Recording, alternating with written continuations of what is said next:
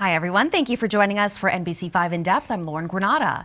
The Stowe Mountain Rescue has seen an unprecedented number of mountain rescues. Skiers who veer off designated trails to look for thrills and powder pockets. Chief John Wasey says part of the problem is what people are seeing online, leading people off designated trails to look for the Von Trapp Lodge's popular Highland cows. TikTok is pretty well known around the world. Short snippets of somebody doing something fun. In this case, there's a lot of backcountry exposure for TikTok videos. People seeking the backcountry, hitting deep powder stashes, and having a great time. So these are obviously being run through social media, and they get a lot of exposure. And so people who see them probably want to recreate that for themselves. They have the fear of missing out syndrome. They want to try it themselves. So they're going to follow that influencer in some way, shape, or fashion and find themselves seeking backcountry terrain, perhaps when they're not appropriate to do so.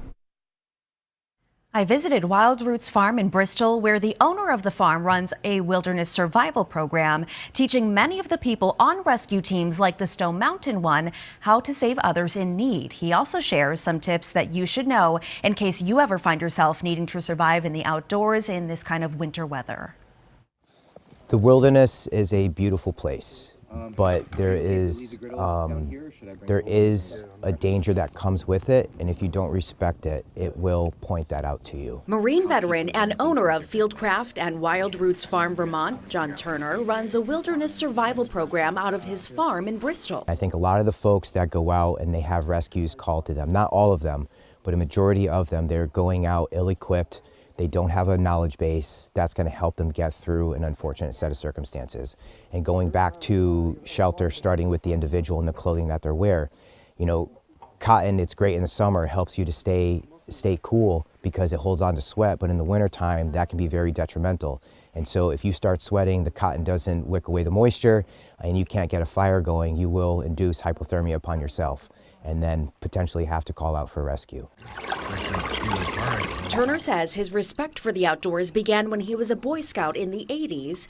When he left the Marine Corps in 2007, Turner says the outdoors became a mechanism for healing and helped him transition outside of war and into civilian life, eventually starting his own Fieldcraft in 2022. Turner has worked with the Air Force, World Extreme Medicine, and other survival schools. Right now, we are working with an organization called Guardian Revival, which is a nonprofit out of the Hudson Valley that works with veterans, first responders, and their family members. And they have a few different programs as part of Guardian Revival. This one specifically is another summit. And so they focus mostly on getting outdoors, going on backpacking trips, canoe trips, day hikes. And for the last 3 or 4 years, I have been teaching survival skills to members of the organization. So that way, as they go out as trip leaders, they're a little bit better equipped to know how to do wilderness first aid or set up shelters, build fires, boil water, and utilize different resources that are readily available in the woods. Turner says participants come not just from Vermont, but from all over the states, including Massachusetts, New Jersey, New York, and Washington. The last 2 months, we've spent probably about 5 or 6 days with each other. And I've taken them from very basic survival skills and started to take away modern amenities to kind of like build their skill set and also their levels of confidence. And this weekend is kind of the capstone class of everything that they've learned. So we're going over wilderness first aid skills, land navigation, different ways of signaling, cooking over fires, how to build debris shelters, how to navigate specific terrain in the woods and complete certain tasks along the way. And on top of that, it was -4 last night. We camped out and everyone was good to go. So we did the right things. So how do you survive in sub-zero temperatures? Depending on the activity that you're doing when you're in a wilderness setting is going to dictate exactly what you wear. Obviously, when you're sleeping at night, you're stationary, so you need to make sure you have a warm sleeping bag, a bivvy cover, something that can go over it. We built a long fire last night, which is about a 6-foot long fire that sustained for the majority of the night. And that allows, you know, a solid bed of coals to be present so you can get the fire going back up if you need to. I slept in a debris shelter last night that is super insulated with pine needles and leaf litter, and then also the snow, which is a really good insulator.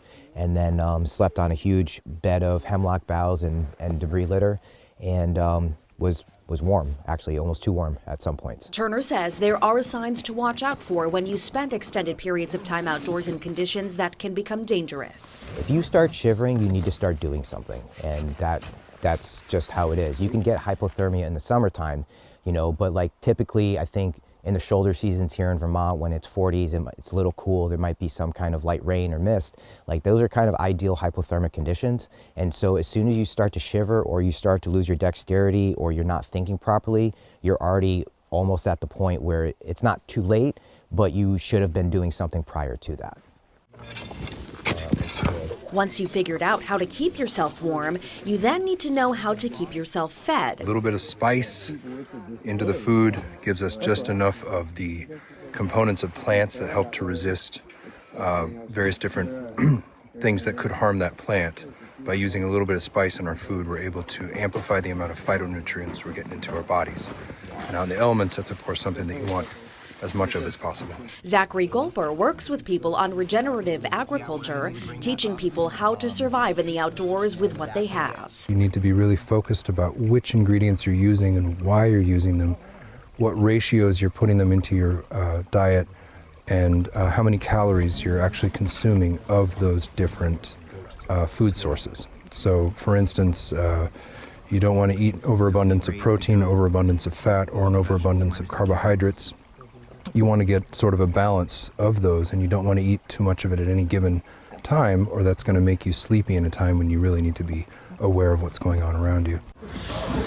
During this summit, Turner brought this group to practice Jiu-jitsu, a martial art focused on ground fighting and learning how to control or subdue opponents. I honestly, personally feel that everyone should train Jiu-jitsu or some kind of a martial art just to help them get into a state of calmness and then kind of like to train your brain to think in different ways. Turner trains at the newly opened Middlebury American Jiu-Jitsu Academy. One of the most important things for your own safety is knowing what to do in bad situations. Owner Clarence Chamorro opened his first jiu-jitsu gym in Rutland in 2020 before opening his second in Middlebury, teaching the community what he describes as practical self-defense. The most important thing is staying calm. So jiu-jitsu helps us to run over a bunch of different situations and make sure that we're both staying calm and that we know how to react when someone's trying to hurt us. Turner teaches the importance of being well-rounded when it comes to survival. The final test of his survival program includes a series of surprise challenges. We're going to be pushing probably about 8 miles through the Bristol Cliffs Wilderness area, and participants are going to have to navigate with map and compass. So they will have plotted points that they have to find the coordinates to, then they have to find the direction of travel or the azimuth or bearing, and with each checkpoint that they go to, they're going to have to complete specific tasks, whether it's with regards to wilderness first aid or survival, and then they will have the opportunity to replot a point or direction of travel, go to the next one, and then complete another task. And so right now I gave them the points that they think that they're going to, but there is a couple of curveballs because with every survival class that I teach, I always throw in scenario-based training because for me, that puts you in a different mind space. It's not like, oh, we're just gonna go out into the woods and make a fire and learn how to do that. But there is an induced level of stress to kind of get their heart rate and the respiratory rate up so that way they can kind of calm down, focus on the thing that needs to be done in a somewhat controlled environment, and then complete that task in order to move forward. He says the idea is to mimic a real-life rescue to prepare participants for real-life scenarios. Once we get to a certain checkpoint, the scenario is that there's going to be a downed hiker that pulled the SOS beacon. We're going to get to, so they're going to have to replot, go to that point, and then there'll be a simulation of treating a person for hypothermia. So putting them in essentially a burrito wrap with different layers of tarp and Mylar blanket and sleeping bag and sleeping pad. And then they'll have to set up a shelter, build a fire, boil water, and then make a makeshift litter. And they're gonna carry all of their bags to another checkpoint when we'll get back on course with the actual, with the navigation. After all, Turner says, these situations are not far off from what rescue teams and emergency management deals with every season, including this one. They're trying to up their game to the point where if they do have to be a rescuer in a situation, they're more capable of completing the task with a successful manner, or at least doing the best that they can.